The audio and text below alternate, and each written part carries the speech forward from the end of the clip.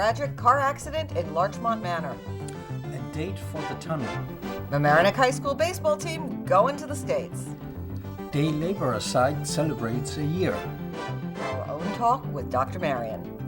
A good way to get rid of your plastic bags. Those stories and more coming up on this edition of Larchmont Mamaroneck Community News.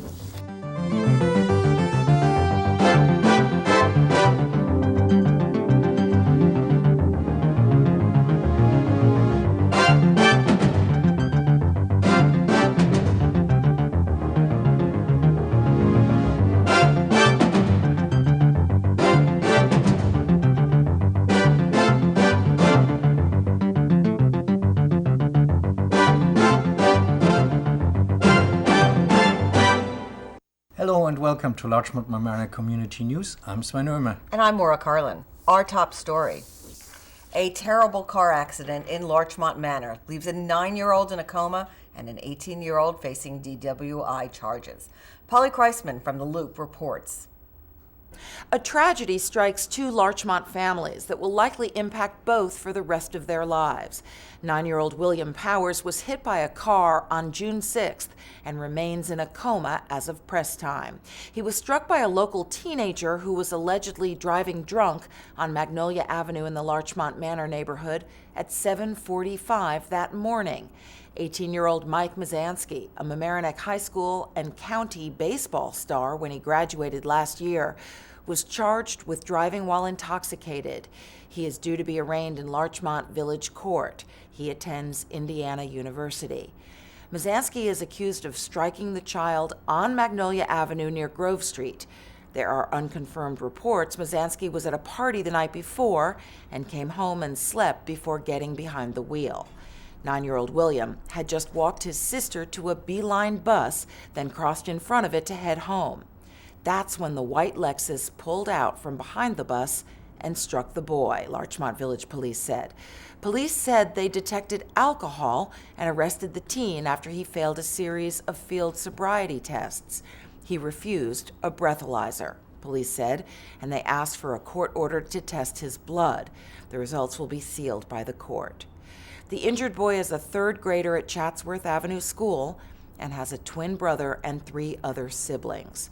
Family spokesman Karen Schwartzman says William is breathing with the help of a ventilator at the Maria Ferrari Children's Hospital at Westchester Medical Center. He reportedly suffered a severe brain injury, broken legs, and a damaged lung.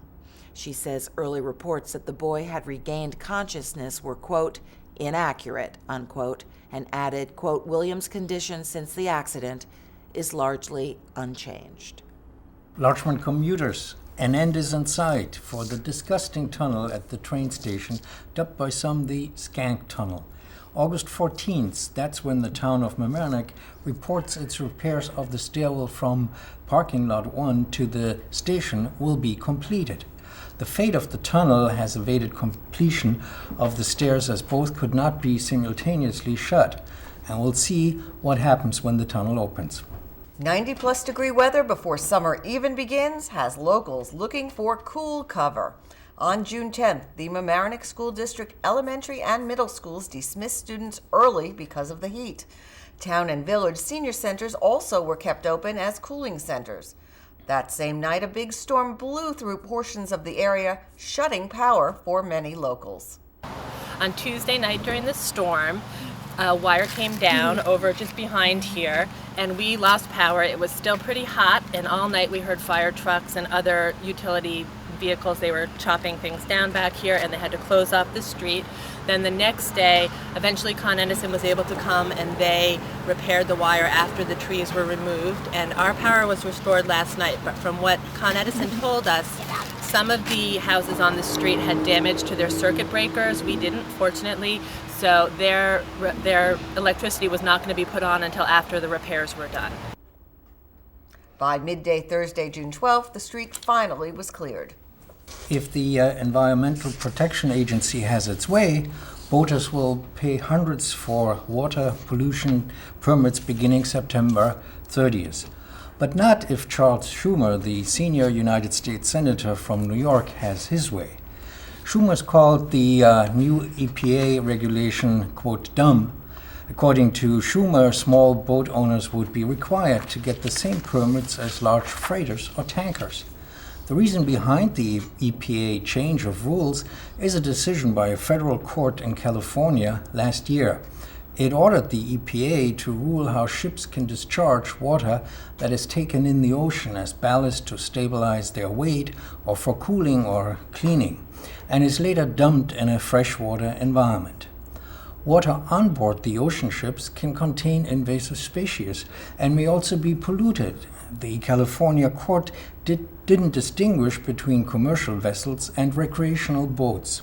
And while Schumer agrees with the reasoning behind the regulation for large vessels, as far as recreational boats are concerned, he says, as quoted in the Journal News, "This is a dumb idea and we're not going to let it happen." End of quote.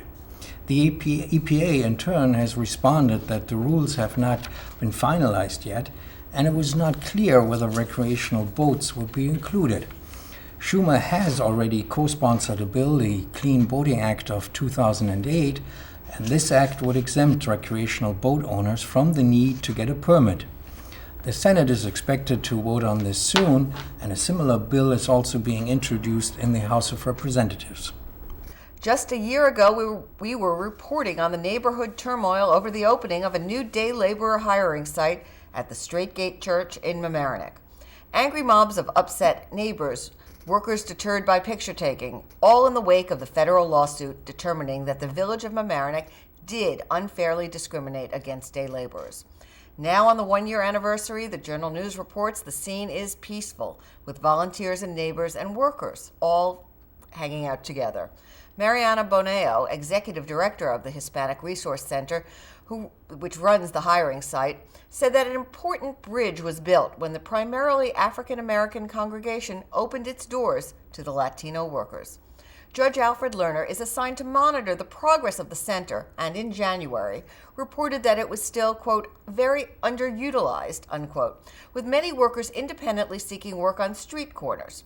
Judge Lerner also noted that contractors may be reluctant to use the site out of fear of ticketing for their vehicle safety violations. Boneo says they're working to change these long-time habits. Local Congresswoman Nita Lowey has asked the government to support a bill that would grant enhanced education benefits to those veterans who took part or are taking part in the war effort in Iraq and Afghanistan. Under Lowey's plan, the annual benefits available to veterans would double to $20,000. It would benefit those veterans who served for 3 or more years in the military following the terror attacks on September 11th. President Bush has threatened to veto the bill because he believes that it would encourage active military members to end their military service sooner than the needs of the military allow. Presidential candidate John McCain has also co-sponsored a bill on this issue, and it links the benefits a veteran would receive at the end of his or her military service to a sliding scale based on the number of years spent in the military. Leave the leaves alone. Mike Witch blows in the details you need to know about leaf blowing restrictions. Mamaroneck Village is considering restrictions on leaf blowers that could be tougher than those neighboring municipalities already have in place. As reported in the Journal News, Mayor Kathy Savolt says the reasons are noise and health concerns. Leaf blowers would be banned from May 15th to September the 30th. That's similar to neighboring municipalities, but the village further proposes to regulate leaf blower usage during other periods. The proposed law would permit leaf blower use only during daytime hours, Monday through Saturday, and no more than 1 leaf blower would be allowed on properties smaller than 5,000 square feet. The total maximum number of leaf blowers the village would allow on any size property is 3. The leaf blower restrictions follow the trustees' decision last month to require residents to bag their leaves for pickup. Commercial landscapers, as you can imagine, are critical of the proposed restrictions. A public hearing scheduled for July 28th has been postponed. We'll let you know the new date. Reporting for Larchmont Mamaroneck Community News, I'm Mike Witch. What to do with those plastic bags? Glenna Gray tells us of a fun idea. Free bags will be available on Saturday, June 28, 2008, from noon until 5 p.m. at Rye Playland. If a youngster turns in 100 used plastic bags, they will be given a card that will entitle them to 3 free rides and 18 holes of miniature golf. There are a few regulations. 1, the bags must be used, clean, and dry. 2, it should be grocery or produce bags, newspaper bags, the dry cleaning film. 4, packaging for toilet paper and paper towels. There will be a recycling booth near Fountain Plaza entrance. Remember, 100 is the magic number. Get your friends and family to pitch in and help you and Westchester County. In case of rain, Sunday the 29th will be the collection day. For Larchmont Mamaroneck Community News, I'm Glenna Gray. Amy Schachtel chats with LMC-TV's own Dr. Marian, winner of Best New Program on the station. Thank you so much for joining me. I'm here with Dr. Margulies, Dr. Marian, as our fans and viewers know you to be. I must say thank you for coming and congratulations. Thank you. On your award at the Emlyn Theater. Best new show on LMC. Well, it was a surprise to me. I was very happy to receive it, but I wasn't quite prepared for it. Well, from what I've seen and what I've learned to know about your show and you, it was a well-deserved award. Your show, Dr. Marian, yes. You speak about supporting parents and children and understanding the roles that the mother and the father play. And you were telling me about a show that you're doing exactly on that topic. Yeah, I feel that the infant communication piece, yes, is that the one? It's really important for both moms and dads to really get, down to the level of the child and learn about how babies communicate. So a future show I'd like to do, I haven't done it yet, but it's definitely on my mind, is to videotape a mom or a dad with the baby and then play it back for the mom and dad to see and to talk about how babies communicate, looking at their verbal expression, looking at all their body language, because babies from day one, they are conversationalists. And also, what we now know, and I've read a little bit about this too, is that children their personality doesn't have to be articulated verbally, but the sounds a child makes, they actually have a vocabulary of sounds that the parent can learn and then be able to better in their parenting of understanding a child. And you teach this too. Yeah, babies, before they reach age 1, there's a whole language system that gets put into place. It's extremely rich, and babies pick up so much from the behaviors, the nonverbal behaviors, the affect, the emotion of their caregivers. All these things are really important. It's not just what is said, but it's how it is said. So babies come into the world from day one with their own personalities, and it's really important for parents to get to know what their baby's personality is. You said something before when we were talking. It's like the child may have blue eyes like Dad, but doesn't mean that he's just like Dad. He's his own person. And that's another thing that you were saying is so important about dads, that you're working on getting rid of the quote-unquote term Mr. Mom. Dad is just as important as mom in caregiving, right? Yeah, I mean, I believe that that dads play a crucial role just like moms, and children benefit when the dads are equally involved to the extent possible. There are more and more stay-at-home dads, and children benefit when both parents are involved. Each parent brings different strengths. Dr. Marian, I want you to invite all our viewers to see your show every week. Tell them when to see it and where they can find you. Well, I'm on, I'm on Tuesday nights at 8:30.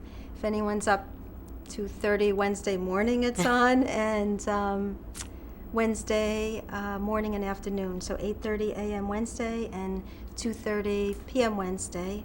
Those are the times. It's basically 4 time slots weekly. And as always on LMC, they can call and request to see the show at a time that's convenient for them? Yes, they will play it any time anybody wants, and it could be shared with viewers in other cable areas if they just call LMC-TV. And if anyone has questions about parenting or child development, please feel free to email me at Marian at drmargulies.com. It's on my website, and I'd be happy to answer your questions related to infant and child development and parenting.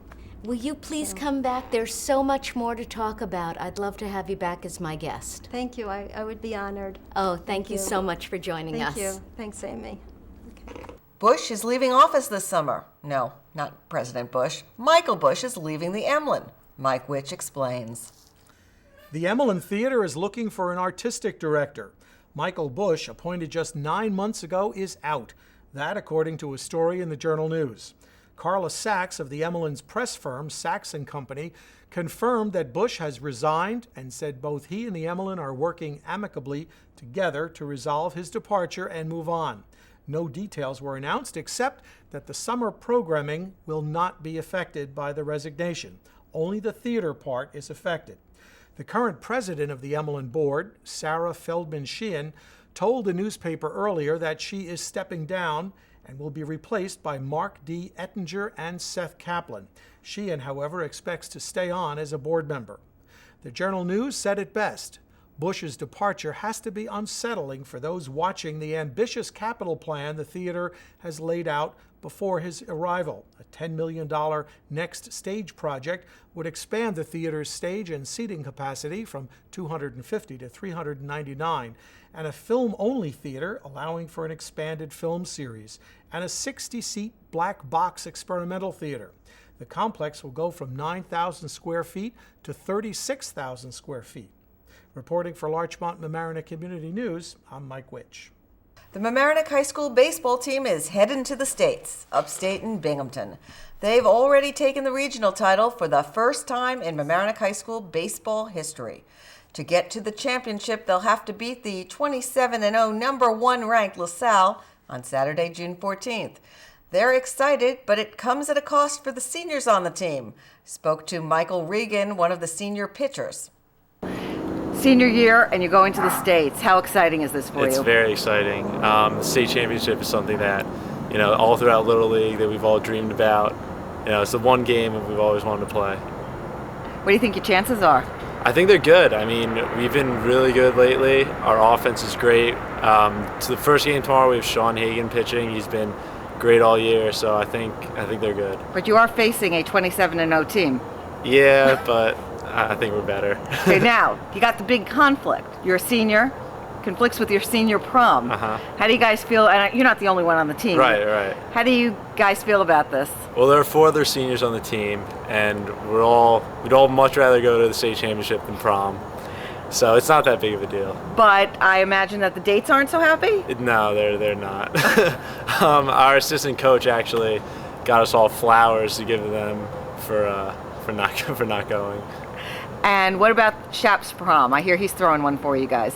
Yeah, it's I don't know much about it, but it's at a hotel or something. There's food, DJ, everything. Is that a makeup for the girls? Yeah. Well, it probably won't be as good, but it'll be something. Okay. Locals got together to do it for Darfur. A recent event raised more than $70,000 to help refugees in the Darfur region of the Sudan. Money from this event will aid the International Medical Corps in providing health care and a medical infrastructure as the crisis in Darfur continues. The keynote speaker, Dr. Abdel Gabar Adam, president of Darfur Human Rights. If you take the World Food Program, I am very disappointed that the humanitarian organization is not providing enough food for the people in the refugee camps. These people will die from malnutrition and related things, although they survive the guns. As a voice of those who don't have a voice in the refugee camps and inside Darfur, this events is a heart that pumps life into their lives. Supporters were told how little it takes to make a difference. $100 can treat up to 100 children with malaria. $2,500 can immunize 225 children under the age of 5. Local students rallied to help those less fortunate in Darfur. There is an organization actually called STAND, which exists across high schools and colleges. They came to us, they precede us actually. They run an annual event called Jam for Sudan, and of the $70,000 we've raised so far, $4,000 of those dollars were raised just by the Mamaroneck High School in their one event. I really think this is important because many children are dying, and I think we could really help them. If you want to get involved or contribute, you can go to the website, imcworldwide.com. And that's it for this week's edition of Larchmont Mamaroneck Community News. If you want to see this news show again, it's on every weekday night at 7 p.m. and you can watch it at that time. We record one show each week and it's replayed on this channel, LMC-TV channel 75 on Cablevision and channel 36 on Verizon. Or if you want to request to see it, you can call LMC-TV during the week at 381-2002, extension 202, and ask to see the news show. They'll try to put it on at a time that's convenient for you to watch. And this reminder, this news program is an all-volunteer effort and we could use a few more volunteers either behind the scenes or as a reporter, or maybe you'd like to shoot video. Whatever the case, we need you. In short, if you want to volunteer to help us put this program on, we've got something for you to do. Stop by some Thursday night in the LMC-TV studios and see how we do what we do. The LMC-TV studios are in the Mamaroneck High School on the Palmer Avenue side, just up the stairs, across from the landmark Walter's Hot Dog stand. And we get things started around 7 p.m. and would love to see you. It's now easier than ever to reach us at the news show. We've got a mail link on the LMC-TV website. You can email story ideas, pictures, or request a phone call. And of course, you can volunteer. Just go to lmctv.org, scroll down on the homepage, and click on Contact Us. Then you'll see a link to the news show. It's that simple, so let us hear from you. From all of us here, thanks again for watching Larchmont Mamaroneck Community News. I'm Sven Römer. And I'm Maura Carlin. We'll see you next time.